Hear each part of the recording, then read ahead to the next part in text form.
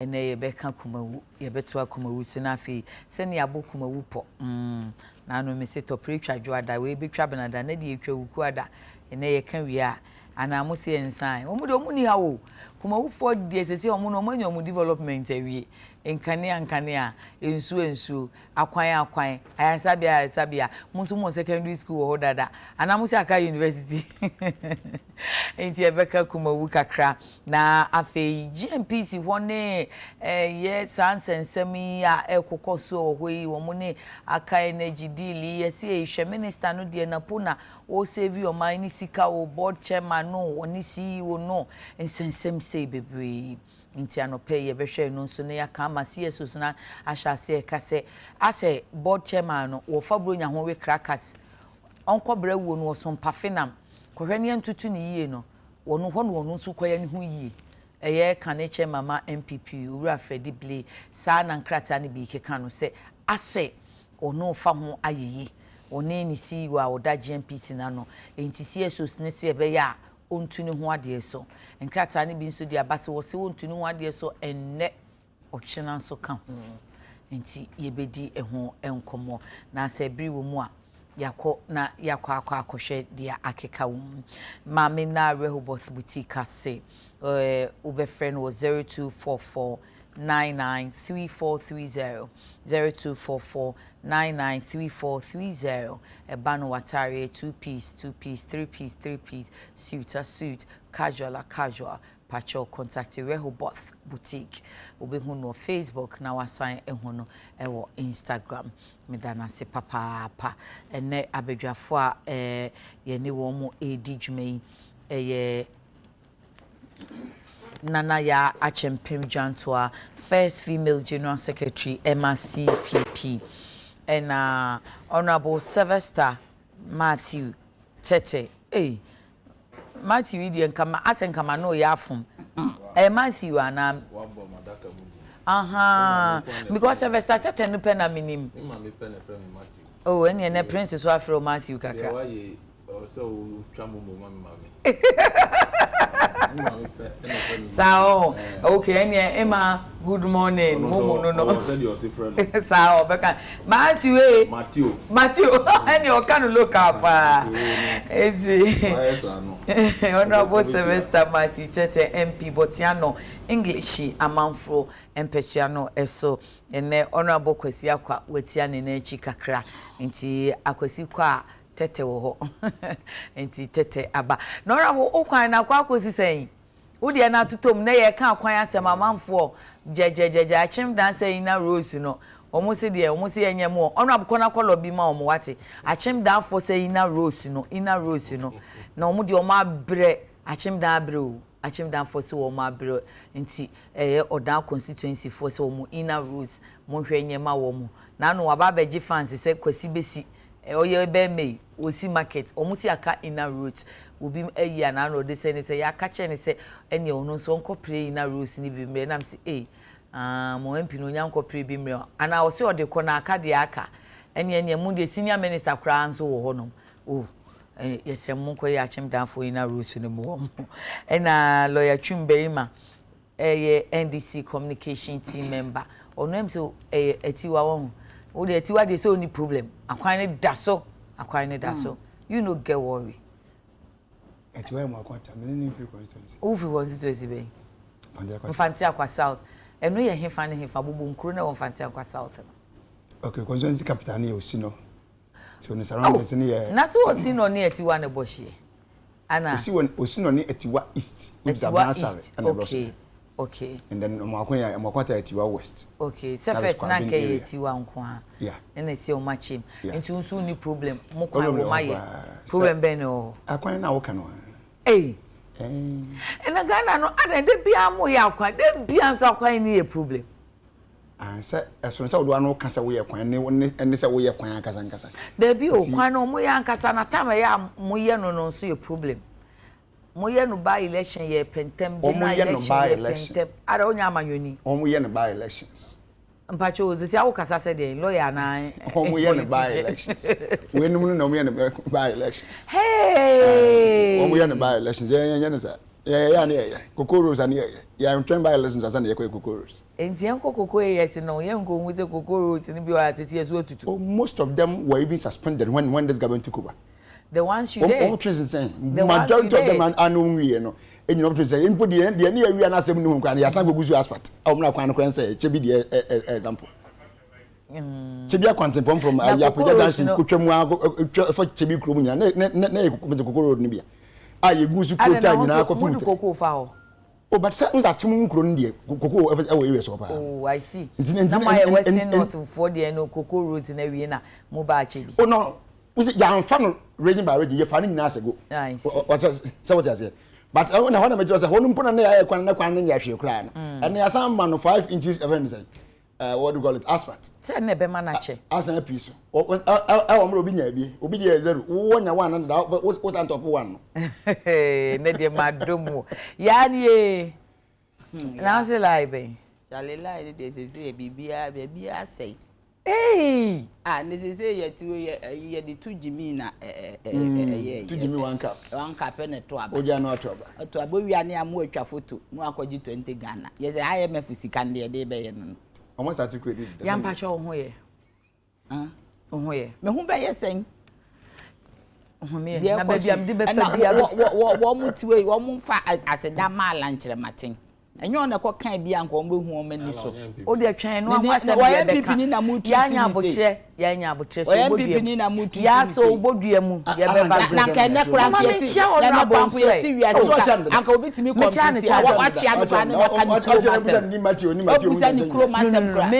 introducing Alliance free. Mube Kakaman, why? Alliance.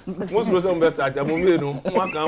Who's was on best at say nyame di ache me ye da nyame anse akwasi kwa tete wo hwa bibia aboko sa me nua no no ye da nyame anse nyame adom edo twedi ampo ase se nyame di enko ache ye kan ati asefo na divine selection e bia kan ye amen se ye kwa me se fa kan beka nti ye da nyame anse ye ho ye okay una wa she white ye kokumawu by election enim arene ye de ache tuntum wo se wo she tuntum well, Mammy,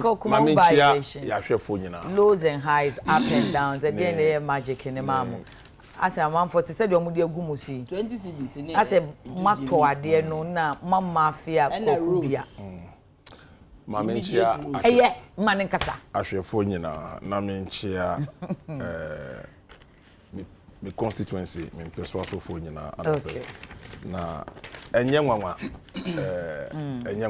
to be honest for me I think say the Nkrofobeka interpretation among better so kumewu nye sita no matter what NDC betumi age so we knew say enya dia ye call elections na NDC atumi age okay I mean this propaganda about enye afen ye call ye by election ye dikan ukruma ye by elections ahodo e bia na NDC e bia na MPP ye hu dia koso wo krumha Sabi, kako politics, kako, unim kako politics, NDC ne di buy matches, ye matches ne di sikashim. Na me uki kansa anse me chira Ghana for umbesrew. Enti wo mo nya ide omo ye no. NDC for and na me no ka say mo amu primaries, internal elections, videos intokwa a mo kun ne mo amache ne ade to the extent class be to sikafa kaso na ade ne nyina but these are the aside of the politics. Yenye the real discussion of the people. Yes, indeed. Kumewu in 2020 elections, we had this serious issues, internal issues, internal conflict. And now when you say by elections, our turnout usually is not way. But this NDC for your analysis say we gain 1,200 more votes and MPP nya 304 votes. Laughable. Now just say nipa bi obey yes analysis no. One the politics echi and also onye scientific analysis of what happened on the grounds. In the last elections, indeed, in the last elections, you mean 2020? 2020 elections, no. Kwekudu, the independent candidate, had over 11,000 votes. Baswa, may he so rest in peace, former MP, the late MP, on your 14,000 vote plus. Okay. In this election, and current by-election, Ernestenim, and 15,000, whatever, 70% of the vote. I mean, that is quite significant. But we must go back now and share the turnout and what led to the low turnout in the numbers. It's the one showing is could you anya 2,000 something vote. NDC in 2016, enya in 2020 election, enya 5,000 vote plus, and no vote not swati. Yes, check. NDC nyabe 2,000. 2,000.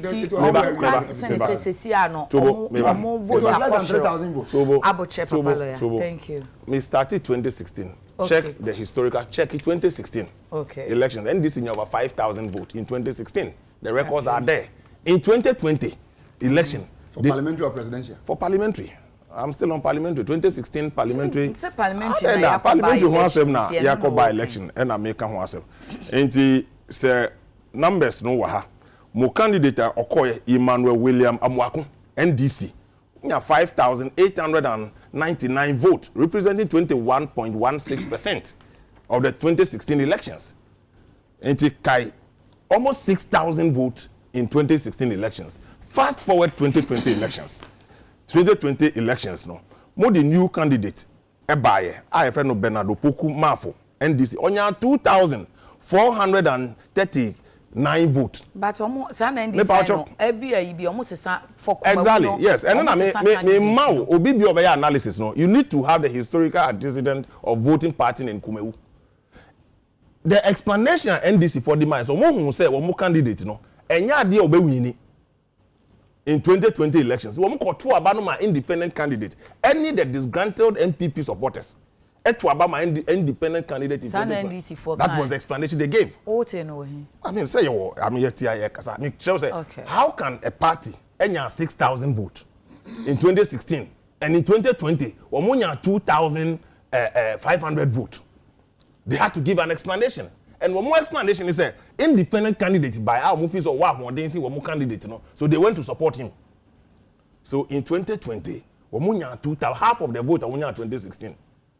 Fast forward, by election, so they had to go on their own strength. In this by-election, we vote at NDC for Nyaye. And you want to move from 6,000 to 2,500. Now you want to regain your strength. Now, then it means there's something wrong with the NDC, even in that constituency. And the trust and the power of NDC for more our constituency. So again, about 12,000 people. Say a stronghold. A stronghold. And I'm sure say, why call elections? Now when you're 70% of the ballots are to amount, it's significant. Again, because of say schools are not over 12,000 people did not turn out to vote.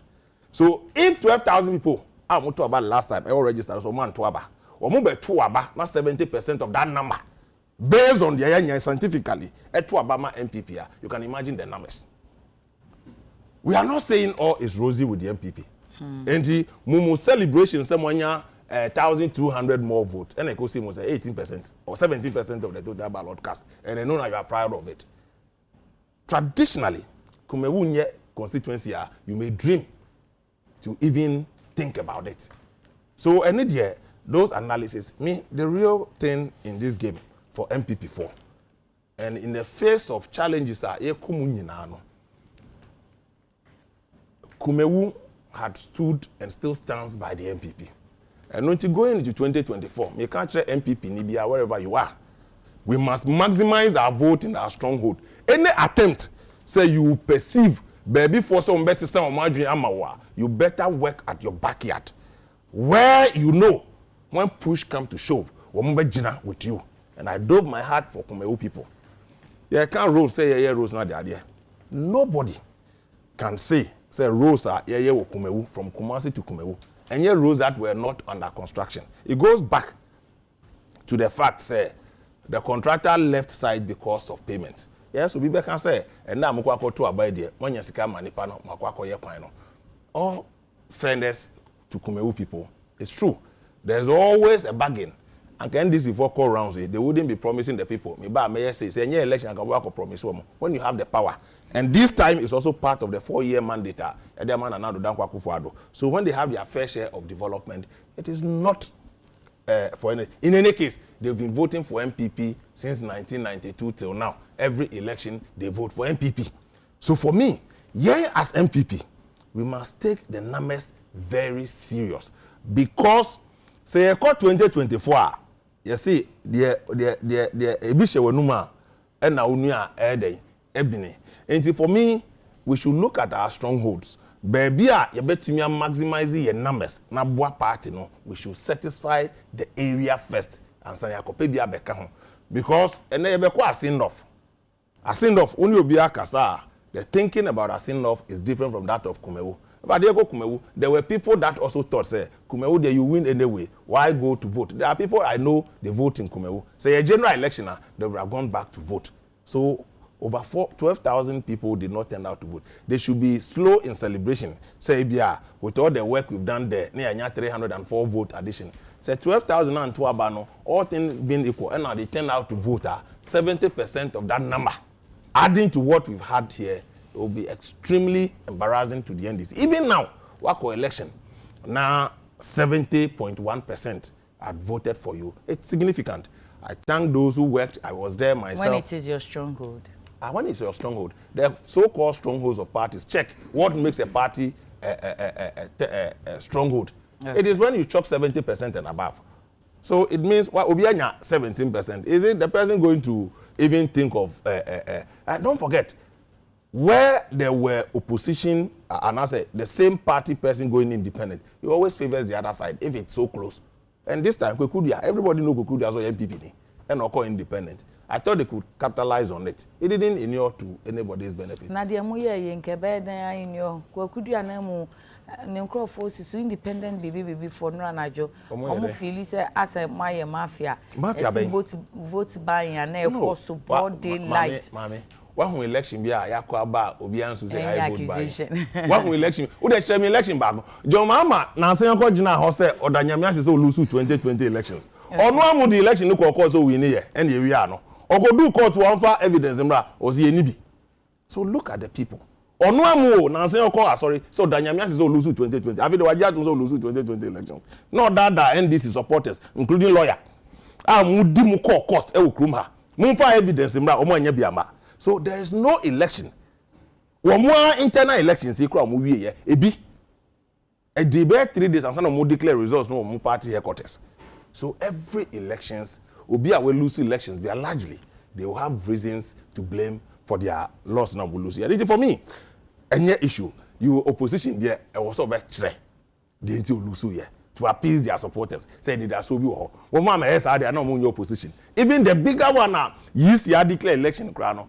Opemu no di court say we are no nyame eyi ni so ahaban ma enra akwa gina sorry dem say odanyame ase say olusu election no enti de omo ye sebi minim say in their trade fair internal elections na a friend is saying plasma TV cement ni niama esusu nkrofo e wo trade fair mo chicha ma omo. So when you say allegations of vote buying, all the political parties are guilty, even NDC for in Kumewu and Naju de sum no mo chicha niama we saw them. So for me, Anko Yamawa, you cry foul. But at the end of the day, as of Kumewu, and your place, I bet you are useful to test the strength of a political party. It's like MPP, because it's our stronghold. Any day we win it. Obaya, send a home Kumewu by election, no neura and esteni my wedding kuni. Yeah, me that. Yes, yeah. Yes, I chairman wash for you, and I'm the chairman. CPP from Penny for. Na me den chia magana for omo nhye den nche bia ne ma bese sama hom ma woni so kakra wa kan ho ne kwasi akwadua ene mewre aho ede na ye ware mewre ho sen etimi chetu jimi ma ye de ye na Manchester ne nche ne kura se Ghana amanwesem de da bi de sika ye kokoji no ayi anyway me den chia ma menua mema jama menua mema omo wo ha lawyer any honorable. Yeah. Yes. Who says any minue wa obre? Na bre ni there. So I do always explaining obre utim say what so. Hey. Because a person convince you say yes stronghold. But so I was doing 14,000 something.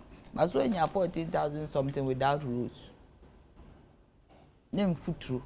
Then you ko campaign 2020. Futuro mun wo de win for campaign Baswa. Okay. So I see CPP candidate. Now the mama be. ya be concentrate on ye be share more. Ya wo de kamata on abo wo mu ye o meti o alliance for mu nya menyo ya ye. Ba so a wo we ni ya on na my din. Why are there? O me say mama. We. We ni next week you ba mema this way. O we ni kwa this way say me ebinum ni e wa. Am ka ye ba nanka ayi sausages ni niam na etisia eni friend this way. Na anopa hwan na num nsuo. Anopa dututu eni wa chi eni fufuo mu sie. Ye say Carlos na ye say akwangwa na no. Debi o sa o ba na o se bi o ba on fa breakfast anopa ba requesting kwa ye be. This year request at the higher restaurant. Aye. Yeah, special and this year yes. Let's see if in 10 minutes put it now. Yeah, the point is that so okay say my idea based on what? Me everyone was so man nyere omo ho anwe saa because enke yem fa ne sen wo man nye kwan wo man nye ne omo enye we na nko omo berry. Akọ berry. Nti adenti na wo hu say wo berry na wo we gracefully. O ti ase because wo man koye kwan na nko omo berry. Saa. O ti dey meji 2020 eno mo kokoye this is mo ko na mo promise wo so mo ba be ye kwan almost 3 years mu nye e kwan a wo ma ye kwan ya me ka bibia so hu ni TV so a na say TV so kwan ya na ade efe so you can imagine the real one insuo to say esu betutu ahodin bi ani kwan shabo engineer ya champion wo de na kokari ma say dia person na wo kai shabo wo person no me ye no I'm asking asema person me cho say obi nka nche wo nhie say oye engineer asa na wo hu kwan ye nye because ye nya nam kwan so na ekoba shabo road enom dia be dada yen you see the mentality that when it comes to Ashanti region we are dan e beto am MPP should change esa asantifuo hu se mre na so say yes because you see finally no ending on that say where you almost stronghold into so ma anye kra ye beye ese say ufo no nyomo ana omoto na omo ansu nim ne omo fam mfuturo ne sister omato ama da bi so oba na baba be dada wo mo a omo nim so o we de ye nye na fofo mo obeba because road that ye my dear side of the road ni nyina ye mfuturo wo start enye drains na aye first me nye engineer de me bisa metin obi nka nkire me wo start ayi road that we ni abre say wo ba be ye ni ye enye drains then na wo ye first we are maybe we twa pedestrian walkway and san na wa ye minim but obi nka nkire na na ye ni sa na so wo ni abre say wo ye road that mani pa ba be fa so a okay a road ya ye road no dan finfini 3/4 and the rest ye nwura red sand e dey na chest wo mani abre just to do it inti baso anu nya 14,000 on so any time kwa wa winti ebetimi aka any time kwa na om the time but ya me ka kire wo say eya me yasa alan wo ye MPP ni a wo kọ ho because anka alan anko ho anka omo asembe ye mobo wow na say alan na ko ka bi mo president akọ Dr. Baumi akọ patron dey say di dia mo me patron mo say o makọ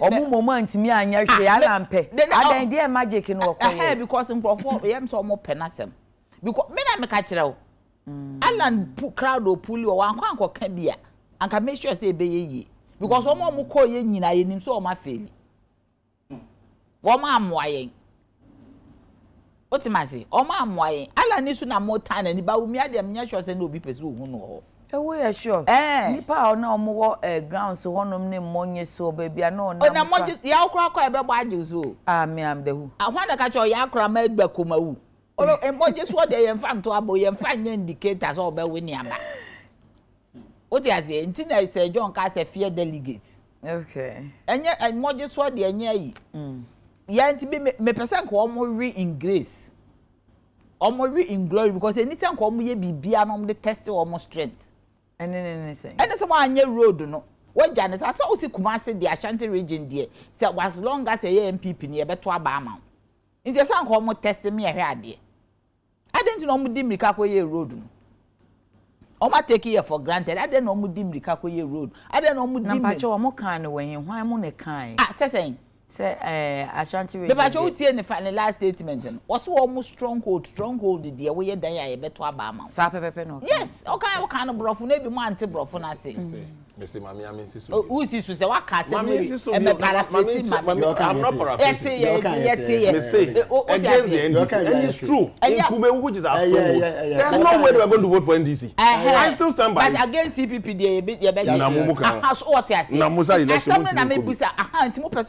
no matter what it is, no, Asante for dear. So we don't. There are seats held by the opposition in Ashanti region. No, but every year, yeah, more money sheets. But the man in Danimano, that is wrong. Catcher is me say, I was specific to Kumewu in relation to the election. Kumewu constituency. No, but you see, it is not representative of the entire Ashanti region. Yes, sir. It is not representative of the entire Ashanti region. Honorable Tete, for penny paper. Catcher say, on Jais are we no problem.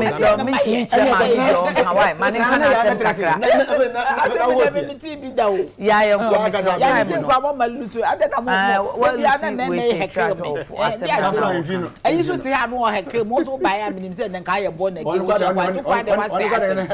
am I Matthew? Hey, Bessie, what the house yeah, to us. Into your what's the message? This notion certain you'll be as anti-for better Obama. It should stop. No, but because I shan't correct it. Mini correction, the Antino Waban. Yako. Meaning the American. Because Ashanti region is a stronghold. As long as Omu who colors no more betwaba. Meaning what the country a woman yan send ye city na. A song Omu Jan send ye city na. Near Shess and Pa Omu stronger. Omu Jadian. A quina name foot. What I say? Near man almost almost show me mom. A song come to a ban in that state. A honaki behu. But almost a nipper there psychologically no feelings what I bear the abbey more account. No, almost names a 1 more year we almost quite no. Because on person 1 more year since Koyoho 2017 to 2023. 6 years in now 2017 Koyoho. And then you in political term because 2017 to 2023 6 years I can say 6.5 years in po. One man may yenti basu and one come by. They were saying me Senka basu and win a by election ama and come by your kwana. Basu what the parliament I don't know mugu so much chichen kakranka. I didn't necessarily chichen no muko ahead. And no man chairman kakranka clan and rule. Okay. As I come chairman kakranka clan to the drew one. Minister of Transport say roads roads. Okay, so I didn't know more yet that book name was in the pipeline. Yeah, the pipeline there a pipeline. The pipeline empire I don't all you. And I don't say you and having the way I come up a road no so near road papa. The way I come up for near road running a yemia. So you cannot take advantage of us. That is the point. Ultimately, you can't take advantage of us. Me, my catch Ashanti region for say the fight for the independence of this nation. A can't be pioneer point. Yeah, only see people for near Wayonkufa. It is time for them to come back home. Because you see the point is that if I'm if you know see they should come back home. Come back home. No, if I'm left here, me no move here be. And one I do want to see it. Lawyer go come over election. The other come last year come back come. Last day. I mean can we share as I said Ashanti region 4. One more can who say yen crofwa ade ne enya enye eya eye. A champion, they be the example. The opposition against a champion came from Ashanti region. And so, no, Ashanti ni offer change ya. And so, the opposition, Achisco, yes, only the see a change your secondary school, fair change a champion. On the policies here, and then year. And so, the opposition, full war Baba subjugating, but the fight to get him out started from Ashanti region, our own. We shouldn't let anybody take us for granted. We are warriors. No matter what. There's nothing like so a stronghold. So why because they've taken us for granted for too long. Yes, they say market here, she be seen a dear ben on my own. One market, near yes, baby, she and dear no my own who be seen. A drew see a baby election, my baby, you see one time you honor dear chum. Enough. Thank you. I mean too. Yeah. Yes, my first point in no come out producers. They should sit up. Then send a message around 5:40 a.m. Say your per topics, and then you respond to me at 7:45. I'm a driver. Lawyer, so to be honest with you, hold on, Mami, show you one more. I would have about. I can't be about it. I have not read anything about it. Lawyer, Mami, that's very unfair. Empacho, Mami, show. One will say. Yeah, this program at the Nsroma, this discussion, and critical issues. Saturday, Diana. I agree. Yeah, but they brought us Friday and Saturday. Papers now about during the day, no. And it wasn't. And no, I come. President by 5:30. News president by 5:30. Aye, about me sending a message around 5:40. When you next time can send a message around 5:40. Okay, so my text is 5:40. That's a message. That's a news by 5:30. Lawyer, Pacho, honorable Kofi ko kan bra. Oh no, as one make come on. What the Kofi ko kan bra? Pacho lawyer be Kofi ko kan. Lawyer, where do you best? Lawyer, Pacho dey ma oju be ati e Pacho. Yes, lawyer. Yeah, boy nyina. Wa bo mi mu anope. No, ndem me ba me patron to am ban kan was ba. What nothing down. Actually, me are the police as I lawyer. You can imagine. Yeah, thank you. Lawyer, how dey Pacho go go for me. Me ntimi chairman so Pacho ku pepepe. Pacho panicho die ntwaso. Esa wo lawyer Pacho. Mate. Yeah, I wouldn't know why. Mame enche kuma ufu anopai. Okay. Na member the NDC National Executives in Abaso Kase, led by the National Chairman Johnson Asedi Nketia. Oma Eduma pa. General show leadership when it comes to this by-elections. I call no kuma na Nura was and Usha Juma will lead the team no ko ho am koye ya na esoni. One key thing ebi mama san mo the NDC legal directorate no Abaso pa. And so on, won't be almost 2 but by election one so and papa. And then to your candidates, no, a year kwasi and as a kwasi amankwa. Honestly, a money think. You've done well.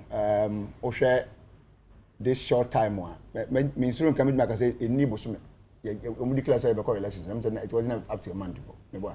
And no amount ago. Yeah, and some say in us what media I can who say not just on so I was a possible. Adekye back one here you can see in the by election was that young microphone here because all the man uja 202,000. And one key thing the NDC took up and say was the fact that we will ensure that they will not wreck. And that unya one. Dunya zero. Simple. Nanko base better be na ya ade en go bakum ya 200 ya bo ne de zero bia kwasa so na kwaya 300 akwasa kwaya 2000 ye hu video bia na EC official na yesi abrewa bi beduru ho one nananom ne baaye mo se mo man nananom no nka ne ho nko adaka ne mu nkoto mo aba assist no wo assist na abrewa ne kire ba bi opa se okotoma na wo kwaya na wo akoto ma wo political party a wo dwan wo mo na atamatra abetena ba she wisata ala betena wo modwuma na kwaya mo. But if yes, I am going we are going to match them that good and because if you have set people in the cloth of EC, what was an electoral commissioner or play independence, yet or to you the political party MPP. How? This is not market.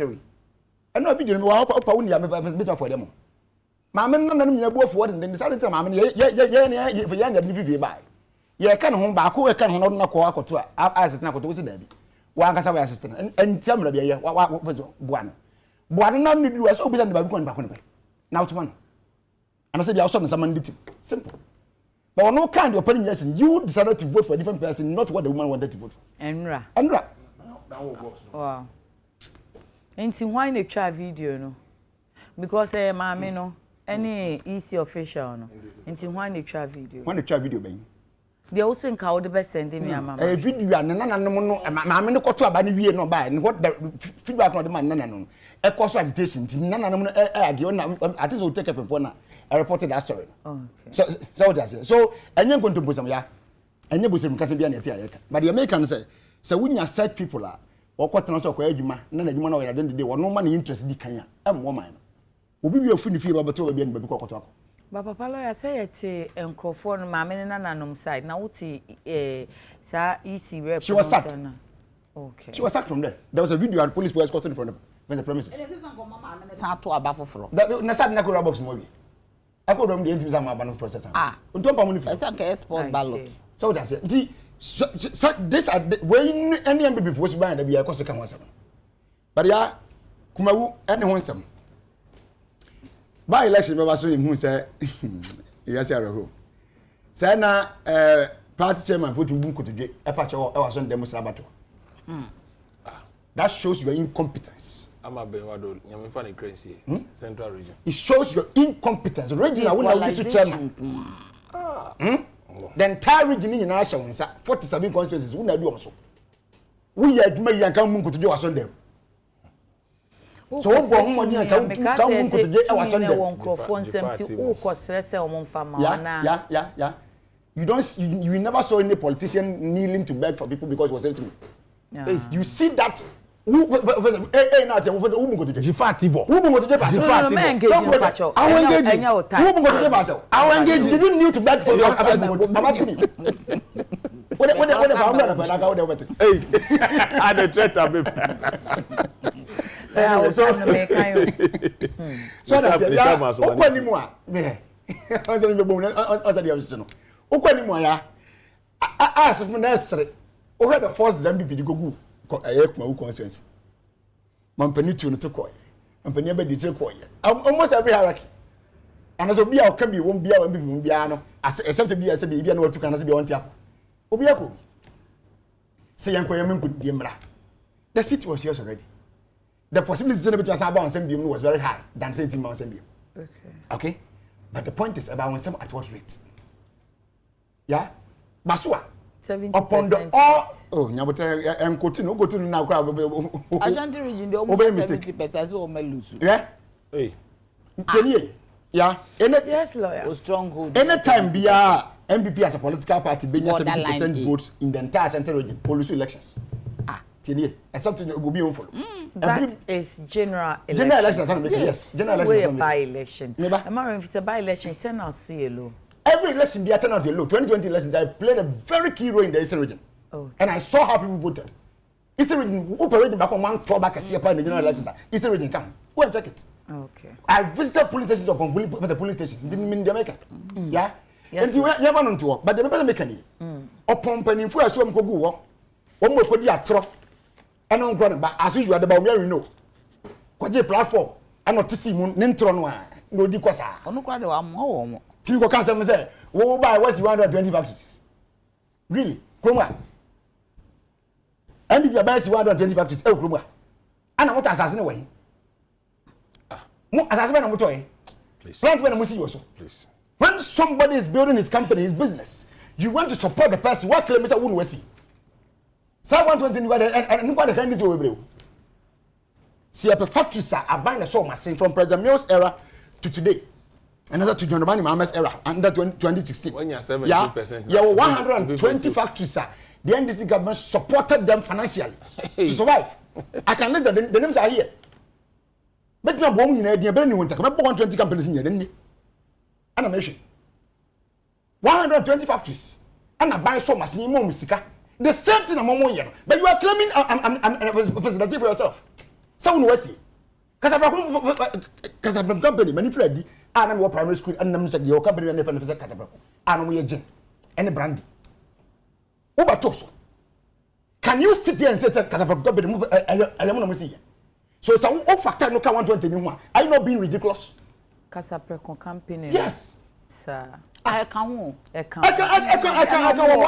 No more subsidiary. Subsidiary be any baby. Yeah, Casablanca man yakin. Subsidiary be any baby. Okay. 125 to say, or dressing PSC the bonus for him. I can't be. Can you imagine? And like I said, this company I heard of it when I was even in the primary school. When I was in the primary school. And so now because of companies and mobile you factor in all these companies. Are you serious? Or sponsor to my house to house when I'm to man a few of you. Oh, sa clip na no credit. No one social media but on social media and say ya o ma mre bi. Ya to about. I anti abani ti ko chiche na fu so mo ya doye. Omo abaso ti ko chiche ntoma. Mama gentleman na bo mode abato no so a toma ye. Na mama ne say obakọ fuom. Okọ na oba de oba beto. Asọ ka tro mo. Oh ya nkofo ya ye bonu. Se me no pa omo to fie. Wo gentleman nyina ye no. Akoche mu magini ba ko. Na mo no kwa de ya de ko no say. Akwa bia no o fia mfre na say nata wo kwesi na say no ko dware o. O se dware no ko yi ansem de on betimi aye bibi a oh ya this one started and when you social media so no kweva na roba ne say na SMPP yeah oh and the other now ye mi and then when you know 1 minute when you know then you get them say wakonya vote difference of about 300 what's why that really what election 17%. What chantuma atesika when you 17%, when you 70%. Akoya kwan. Ayi bibia bi. Kai who say the forces that would call this time round. And then the same force now they call 2020 elections. So why are you crying? Okay? It's an inaction now what we are reinforcing was strength in and investing all this is over there. We now 300 votes. So the simplest reason 300. 302 votes that's the votes difference. That's the vote difference. What the way in ya? I don't say you free baswa the anymore. 302 votes. Oh. It's a checking this I know what we say. So one for sending away in the turnout in that. Yeah, 10 out, 7 out, and when this is you know it. We are in your own constituency. Go and check it. 2020 election was the turnout okay for you? It wasn't. You know it. So yeah, turnout is America. You know, that's why I mentioned this region. 2020 elections, I was the campaign chairman for Fantabasa.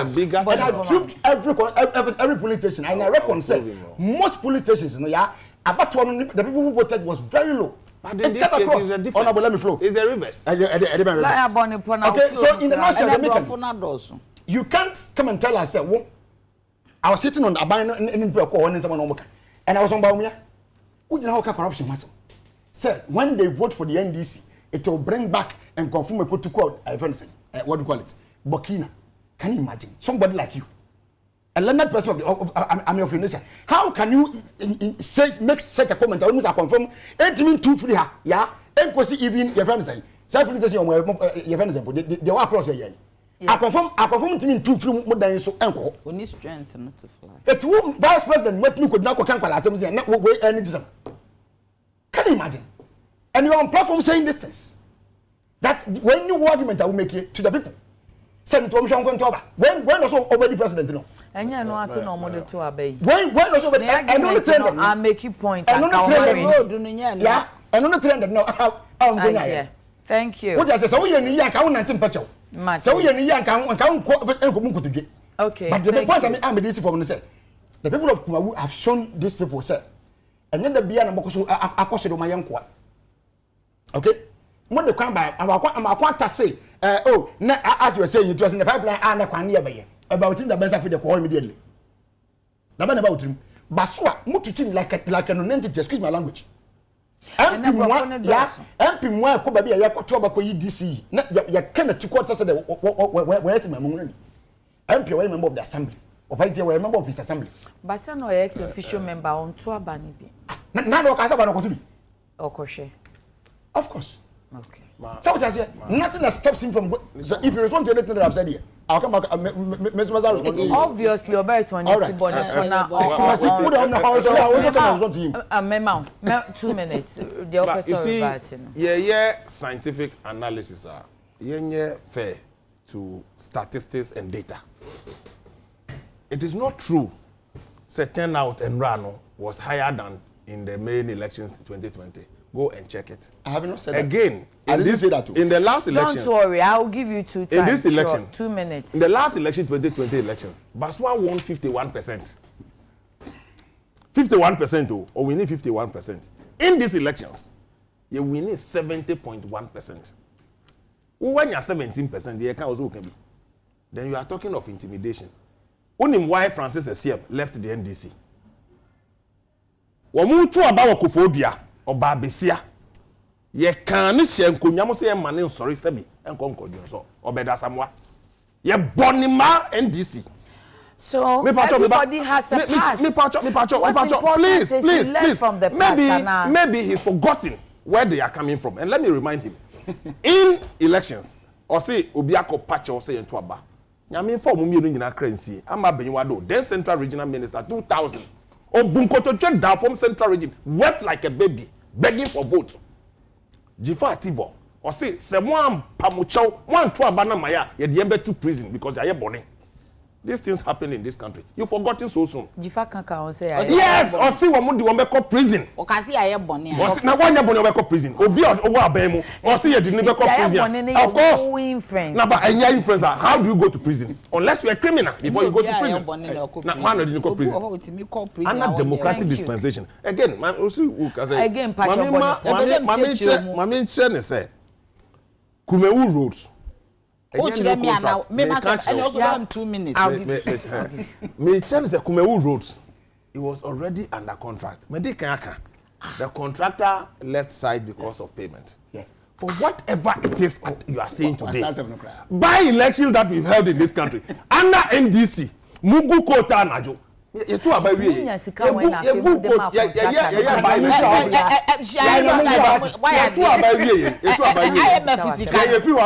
contractor is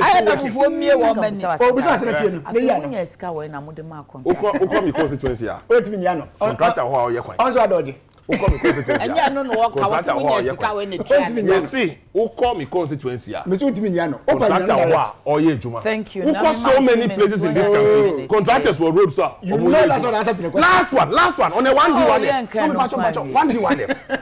Or see Casapreco, not only Casapreco. I'm a typical example of B5. B5 used to be in this country for so many years. Yeah, the policy in the they applied for 1D1F status. When they were granted, we're not building new plant. Chopoli, Ningo Pram. We're more funny for 1,900 under 1D1F concept. Okay, so hold on. So what is 1D1F status? Who said they applied for 1D1F exactly. There's a policy. The policy is that unya tax exemptions, unya waiver on the importation of your equipment for setup. How is that different from, say, free zones?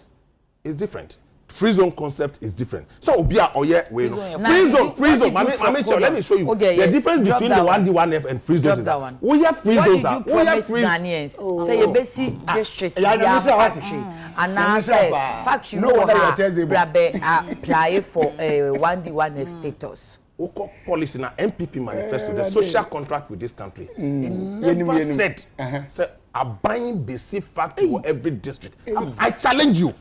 Get your producers to bring the MPP manifesto. Jacob. Platforms. Go and bring it. MPP manifesto. Bring it. We are going to partner the private sector. A government-private sector-led initiative. A government-private sector-led initiative. And we've been clear. We've been clear in that policy. Well, you to 5 solid ministry but it's okay. Yeah. You too. Lawyer memo. Okay. Because memo will be an balance.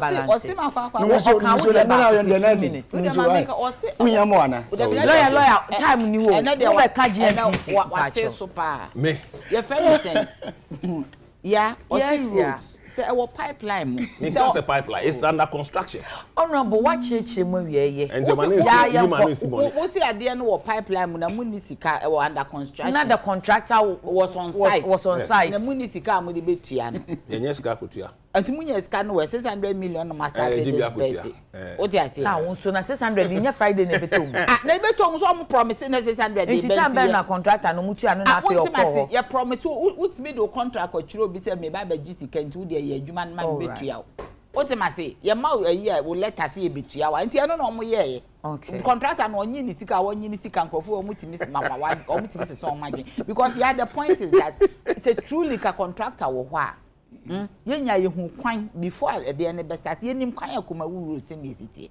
It won't mean can't chase a contractor or a municipal betray. Number 2, 1D1. I'm very much interested in 1D1. Okay. Yeah, we see one more year you say, Kanana. The Omoka or platforms are different from what is in the manifesto. Ghana for send a work copy to Omo manifesto to see what they were talking about. On the platform, they said Omo be see factory. Yeah, can social contract. And even social person well, contract can be made by mouth. Thank you. I was sitting in my car when I heard this. Almost Omo be see factory or every district, 260 districts to create jobs and export. I'm telling you. Also, Angasa. Angasa say, social contract. Person na kai me we kwa me fan to me fie we cry over 20 okay na 2016 one kan one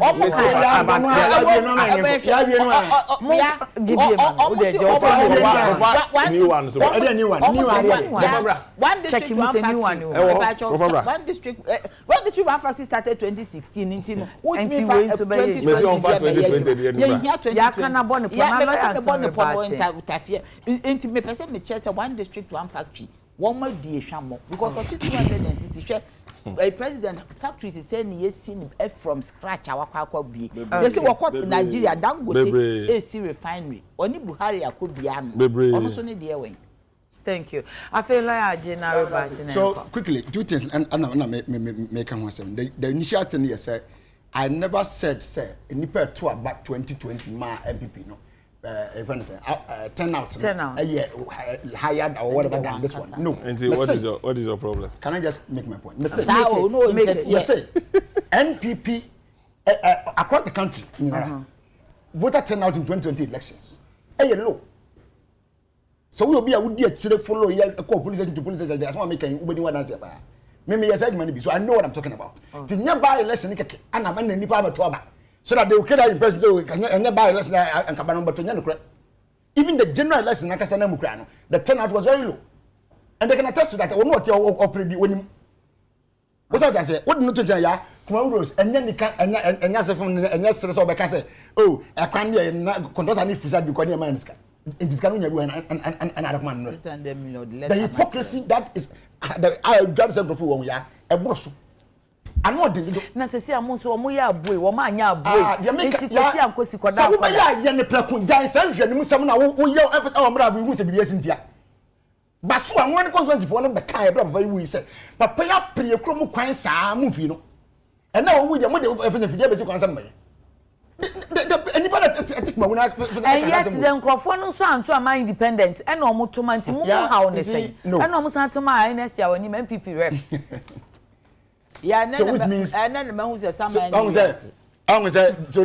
point confirms that I confirm say oh nana ya tete lawyer koso what I confirm say and confirm whether or not so many put you they will still go for whatever they want. I agree, no problem. But in you just come jam say my point is say one day one for some year can ya o kan catch them say na need from ho na piece from ho na UTV ho na bia UTV do ba bi na wo ho de kofo na ban be so masene eti companies aban so masene wo me do say kan sa enyina pampa so nkan drag na force west 120 factories wo bra wo boa business support factory be okrom ha Janku to posa no. Lawyer there na o support was CBS 120 factories in this country. But many must okay. Mama no typical example. I don't need your example. I'm quoting your vice president. I don't need your example. Was say yes 120 factories then this is for C2 was a 3. Okay? And I say a document. A table of contents. We need table. I want to did any form was 120 and the companies and awarded that. Preface. Me one energy ministry street lights. Thank you. Me one energy ministry. Now we're one of the key contractors of energy ministry. Oh yeah, preface has been. So woman is now national one one factory we are so and must also know that it's an application. You made an application because one day one F no every be man no the gift or you kuna do say one apply or chire mu say omo dey starting from the scratch no back we friend no stimulus to say stimulus package omo dey emma omo ho but as omo hojo but they need a revival sort of nobody I say one batna what back question you back question be ade no e na wo ya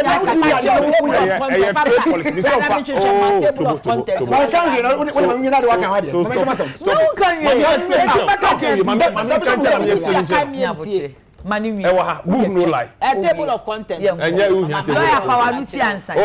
Jai. Lawyer. On pass magasa wa how. Some magasa. Table of contents. We are called. Yeah. The make any. What's it give to Henry Crown better na bekasa. Wo bakasa no otumire chiresi wo temmi no. Wase de wonni ho afa na eba ho. E ba ko. Ana de oho na bia yeso na sen amon so akọ na nim ye ba ko. But vice president the kasa no wan kasa wase 120. The problem is so can't say yes. All right. It's a lie. And that man must stop lying because it's becoming too much of him. It's becoming too much of him. It's a whole vice president of the country. But I mean, yes. That's what he did in your excellency. Yeah, I know. But I know interested I know it. Man to me. But he cannot be lying to us. It's becoming too much. Okay, thank you. What would the ocean? Yeah, but you said district 260. One district, one factory. Yes, and first of all, there be kind way now. Because worry about here, we now GNPC. Let me tell you something. And tell me. Don't tell me anything. We want to manifesto. Peter, read your manifesto. Let's go. This is 2016 manifesto. I know that is the soft document. This is trade and industry. I think you are heckling. No, then one district one factory. Pamucho. But one district one factory started 2016. Where you saw document. Who the one at the once and a few for another yantishi. Social contract with the good people of this country, MPP. They are country Ghana for. The headline, trade and industry. Industrialization, what we said to do. You see, the agenda for job creation will be underpinned by, among other things, the following.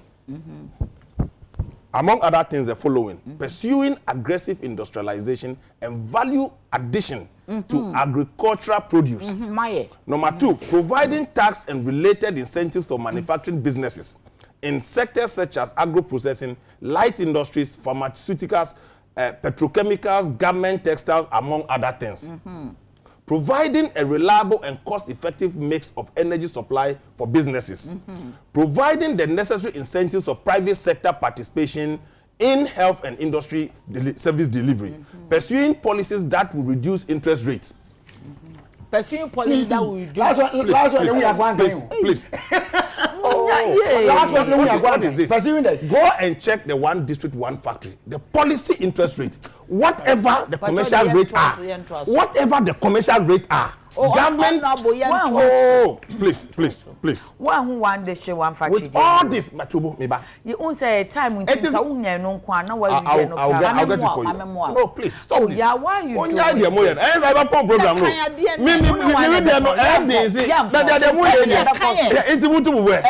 So, Pacho making kind of drink and Facebook Live. I've like the fear come on say when by election comes to achieve that more roads will be constructed even at night. And 2 person was here resign and have his own. Don't worry yourself. Until by election comes, achieve that there will be no roads. Jaimen cancer. By election and ya the pass out. By election, yes, I say either you resign or better resign. Jaisa.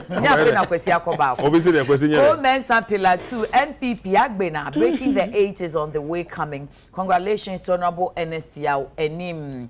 And then Sami Amwa from New Botiano, currently living in UK. Please, Honorable Slighted to lobby for the roads at Babadogo and the Adansiman areas to be fixed. And New Botiano taxi rank to need pavement blocks laid there to prevent floods during rain.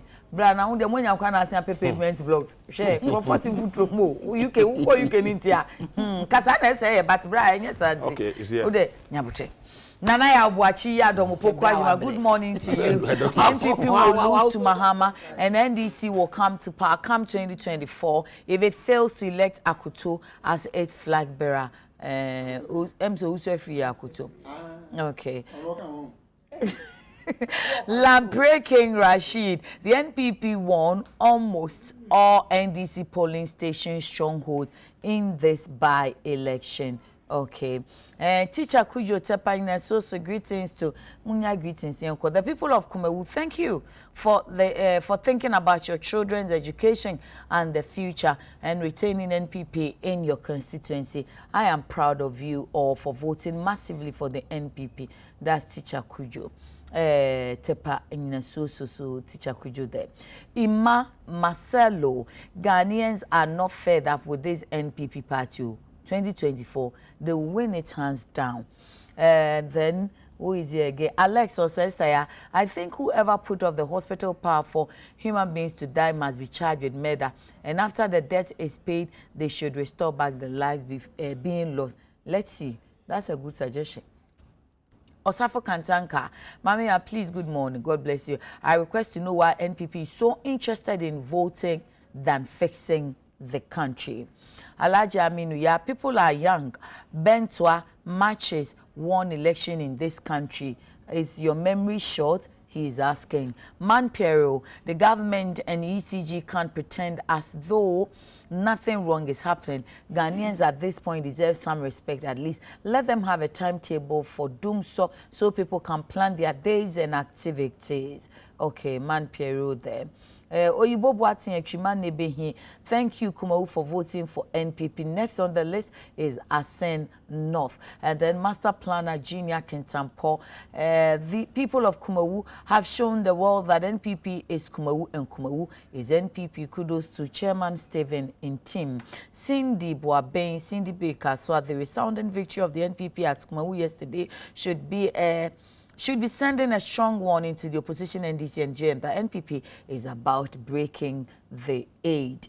Okay, so it's like mo amudia banana mo repeating ti making kind kakra idea mama me enkoso. Ernest Station, the NPP campaign was about doom so again. I was expecting them to campaign for what they have done for the people of Kumawu, but not that. Okay. Yeah, that's it. Let me read. Into your being so the Casapreco issue number, then Sky. Casapreco company employed about 300 new workers after partnering with the government. So where is the job for the youth? Besides, Echimanwa just South Municipal doesn't have any factory as promised by the president. Okay. So, briefly, chapter 2, page 31 of the MPP manifesto. Okay. A flagship industrial development initiative. Okay. One district, one factory initiative. In collaboration with the private sector. The NPP will implement the one district, one factory initiative. This district industrialization program will ensure an even spatial spread of industry. But you can't hope you, and even then, spatial. Spatial. Either spatial. So wait, page 31 of our NPP manifesto. That is the point. So a private sector government-led initiative. So now we go to GNPC. So propaganda, no GNPC and shut down any business support. CSOs verse 29. No, my press conference. Almost a board chairman. My GNPC. Any CEO Ura Opoku Ahwenia Dankwa. Womo inform ane. Omo fa omo dibre ento ho. Adan omo se omo beboa ma Ghana sika yabo ho ban na GNPC enya revenue no. Niam omo ye emphasize revenue nimba. Omo classical example ye say deal be Jubilee Holdings Limited for 50% Ghana stake Jubilee Holdings mono omo ton dia ma petrol SA South Africa company na kwa omo faso a omo ton no ase omo enhwe Ghana interest senka edasukita Ghana faso a Ghana benya ne dia etetesa menim so watete ho nkomo ya but me ekwan a wo mo faso aton ana se ade na wo mo ton ne kwan a mo faso aton e different so ade na mo ton ni gina e na kwan so mo faso aton ni so gina so ade ni se wo state ni ho a enke boa se your mind dia yenti ne ton no ensese eba mu kra that is the point na kwan mo faso dia se o ka se kwan mo faso aton then it means say yeah but kwan mo faso aton no as a deal enso wo but the 50 say Ghana year ton 50% shares are based on what and yenti no baby. Okay. Edie benti no mo pese wo mo ton 50% no. Edie ben hyehyeye no maybe international bibi wo ho a wo ma hyehye. Ade ba kwa na ye menwanwa ne say ye say minister no esi wo munyai enura paper bi the letter minister cho den na minister ono na ayi ne hye na se the department GNPC or sector minister or yeah na BBC koso na board chairman be BBC o baby na minister nya we no acho letter so munyai because if there is any sale and any negotiation that emanates from the policy side no ministry no ministry na say timi decide say ade we ya ewo ho no ye feel says ye ton a na ye benya bibi kakra wo who knows so say maybe time and Ghana ho akire na IMF ne mai maybe aban person wo moton because sika ombenya wo me 1.1 aban person wo moton na minister na nya we because papers ni no mo bro for mo say clandestine move intina na make kwan no clandestine move no ni enam kwan paso ni power check because then na board chairman of GNPC in my experience working in the energy sector board chairman of GNPC why energy sector ni nyina wo man ye independent PUIC ye de yepe yes ye de yepe ye show bi ase ye independent eno kra ya no kwa oh there be nya no kwa ye okay am when this na me wani more dey okay na we say ya no kwa ya koso they say no ma say no first na ntisa ye tariff ni kwa na dey o ma say no you see the point is that den na board chairman any CEO be take a decision and minister enim why na show omachi why na am kwan because we are board chairman we are CEO of GNPC we are MPA all the agencies under the ministry almost answer to the minister. But interestingly, almost say minister no places sort of distress call to Jubilee House that they should intervene. I am saying so who feel say papa no Freddie Blay betimi ayade on his own with the CEO I will be free baby I will share chira or such minister. Okay. Say then the minister say above power from because above because if you was shares will be more as I say etimi call cabinet ne cabinet agree say ade na ye Ghana de an ye pese ye ton 50% because ye benya 1.something billion e be boy maybe 50% na e wo ho it is not a yi entimi fesika ye hia no emre ye nti ye ton a ye benya bulk money. Are you telling me say minister any chairman betimi atena baby a take decision no obi an share ne minister so wo ho no ni mu hwe? Why should he place a distress call to Jubilee House? Because on the minister they are sharing also investigate to find out who is interfering in my territory because somebody is interfering in the territory because what no Freya Obama no Obama near to why the CEO to why Obama well the papers only said into they call Jubilee no I'm saying that why it was so official ni pakra war yes I did because chairman the way the sector was chairman ain't mean to not be taking such a decision affecting nation apanimu bia enka okay yen hwehwe mu say wanya a call be from baby say go ahead because you hear sika so out 50% na at the 1.5 billion dollars na eba into no why na ema chairman yes that's the most important thing okay. Besides no your minister no na wo oversight into obi a wo oversight why then do you write a letter it means obi na interfere in adwuma o man ne kwan man ne adwuma me that say lawyer me till 5 minutes all right me that say GNPC in 7 there kakra make me akan say uti MPP aban no wo my ideologies are see pa o hu say o person mo ton o my dapade a enyo nwa bebre because that is their nature. They don't believe in state-owned enterprise. In fact, let me quote Adekye for 2016, just before the election, about 2 days to the elections, so granted interview with the BBC. And when we asked a question about 150 and now we have an argument here, and then he said, in response, or can't say, no one was how the account of bias and was in the party now of freedom. They don't believe in state-owned enterprises. And not they are buying a BCMO. As he said. They will go with the private sector. Wow, where you are there, but it's cabinet for never. That's what they intend to do. So, on mine as a country, the party, everybody can say we are mind Diana. Political party, no one is adding. Don't the common one, dear Biana, your mind, dear Biana, good individual. Because I'm desire, said the wild kind. I didn't know mine in 7. Edianka, and I didn't intend to because I wear a canton. Many ya computers when we say I was a higher than and then I say, what can I say? And I'm saying high in tea. Yen flew on the Yakuba for me, and I say young Tom cry, maybe an influence cry. Yeah, Sadiani how when Penny was a one and how on Senable. Sadiani how and send you here, we see the Castle. I didn't interest and a woman. Why are you pushing that intentional and got on side the manifesto? Ubanga dey na free muntia. Eti mo dey say mo pri bi mo man Ghana me kasa dey o say Ghana dey antie mo dey enye. What kind of people are this? Board chairman. Me ni mo hwe kura no. Wo ye board as board chairman no a. Your minister na was sector na okol shemu no. And never saw in. President doesn't show you in. So Freddie Blair will be sworn in by the minister then. Minister Senate or from 2017, 2021. Yeah. So Napoleon and the minister by then. So which means Napoleon never saw in. What it simply means is that yeah, and the entire board mean you for the most minister. The abandoned saying about me son who idea or no anyone idea. Interesting idea. Why no interest we are deal much or shall say we push it. Na ono so hu sade na bia kwan makwan bia mposo mfase ne kwampa bia mesomempre na bia ono atran se hu se no se de na family abani kan e bia na force bia ta wuchi ade sade ne susu ono no de enti no e de na ma report we e de baba na sa baba minister afa letter sorry action letter e de kuma for the presidency and I said obi nko wakoho personally no bia so o se me report me bia me board chairman and this how sade no hu bi but the break no politically no anybody na board chairman, yeah, they feel very powerful than even you who say minister. Take the position of Freddie Blair, former party chairman, and one board chair to an institution. Technically, who knows or so saying who are the minister?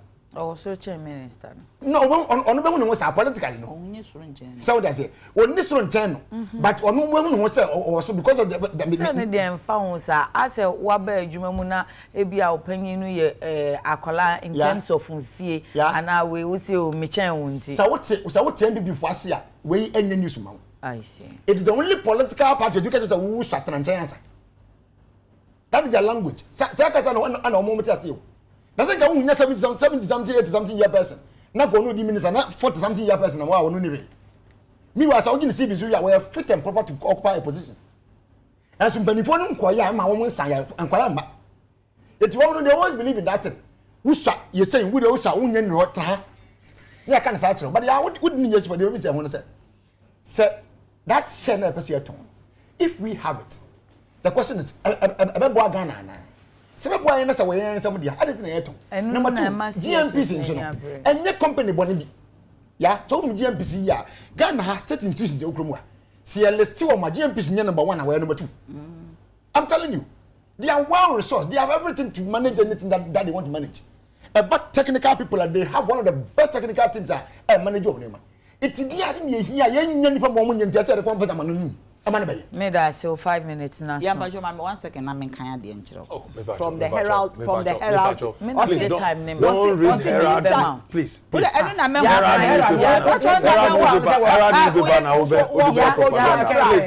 insiders say? What insiders say? Mr. Blair, who has allegedly made trips to South Africa in furtherance of the deal, was working on the instructions of President Akufo-Addo, or see insiders, and some notable members of his family, hence daringly going behind other board members to sell the country's assets to people believed to be operating under the cloak of. Yeah, can you cheer? Why? Can you cheer? Can I mean? There can say you're born a tougher. You're born a tougher. Wait. Paper no. Me paper no. Oh no, I can say yeah, the and also paper. Is it the Wadani agent? I'm paper no. Oh my God. Wadani agent. I'm paper. Yeah, kasa. Paper ni say. Na za na wudi. Paper ni say. Na de oye, de wa wudi. Oh man, can say that. Paper ni say. No ye wana wusu so adi ko yo. Ya ma so ye tie nye paper ni de adwuma. Edi paper. Ya tie nya paper ni de adwuma. Propaganda paper. Watu anya egu ngofo edi. Ya me o se ya ka wa se paper ni say ya. Paper. Propaganda paper no watu anya egu ngofo edi. Eno na we review ha. Delegate ko say. One of the credible newspapers in this country. And most well seconded. Enemy pon. Woman they no kaza ya. Ya udi e twa so. Mane ka ono beka dey ya. Ono say ya. Wanya kwa no say na ya akasa ba na oti oti ade afi afi no beka GNPC ayo ya ti because our table ya udi ya ti anya hwe ye enha ye nti udi ma na ha our table so ha GNPC ase den na woni it is funny ya Me 29 CSOs calling for the head of Freddie Blay, any CEO. It means one kasano. Excuse my language. They don't understand corporate governance. 29. They don't. Obia were calling for the head of Freddie Blay and the board chairman. They don't understand corporate governance. The board chairman. You know the CSOs? Yeah, I don't mind. CSOs, I don't mind. Yes, I don't mind. I don't mind. They don't understand the board chairman. CDD. They don't. I don't These care. are credible. I don't care. They don't understand corporate governance. Come in here. Policy for any board to implement, and now for management to implement or decision, it comes from the minister. The board chairman and then the CEO cannot take a decision without the board. A matter of the sale of the state interest in an organization will be cabinet, will have a cabinet approval. Yes. Okay. Cabinet approval. So it is a minister. It is a minister. I mean, see, in case of when you're credible, in case of when you're credible. Credible. Me see they don't understand corporate governance. Okay. So there are two ways. Please don't put. Corporate governance. As the minister called for the dismissal of the MD. Please, I don't know where sir. The minister has not. The minister had not called for the head of the board chairman and then the CEO. So there are two different. Fantastic. So the minister, it is his right. The minister can even write to the board to stop the discussion on it. So on the matter of policy, I didn't think a minister nanka say any won't stop it. Name all Jubilee House or Cholet. No, but minister, everything the minister does, it reports to the president and for that matter, cabinet. So the minister can direct you to stop it. Then he will report to cabinet. So the minister has done what is right. Yeah, but the cabinet member no, Emma board no, Ebeko minister no. No, but why then is the minister will direct them, will direct the board to mandate the CEO to begin there's nothing like that. So for me, jumping to call for the head of Mr. Freddie Blay and the CEO is a lack of understanding of board management. Honorable, Obi said, Ubekasa CSO soon because now we are special aid ma Honorable Freddie Blay. Why especially the manager? We are talking corporate governance. No, I'm asking. Yes, look, I was Freddie Blay's campaign manager. I was not a special aide. So please, but it was an election that is over. It was an election, but it was no news in this country. It's no news in this country. Look, me, my role as a campaign manager for Freddie Blay was for a short period. But corporate governance, as I'm telling you, any corporate governance expert should come on this table and discuss the core of the CSO. No, but the point is that there was a wrong agenda they are setting. Why a wrong agenda? Now, if they understand corporate governance, would they call for the head of the CEO and the way on what basis? One more request, no. Request the bank. Now they don't even have any basis. They don't have any basis. The minister can direct the board to stop the negotiation.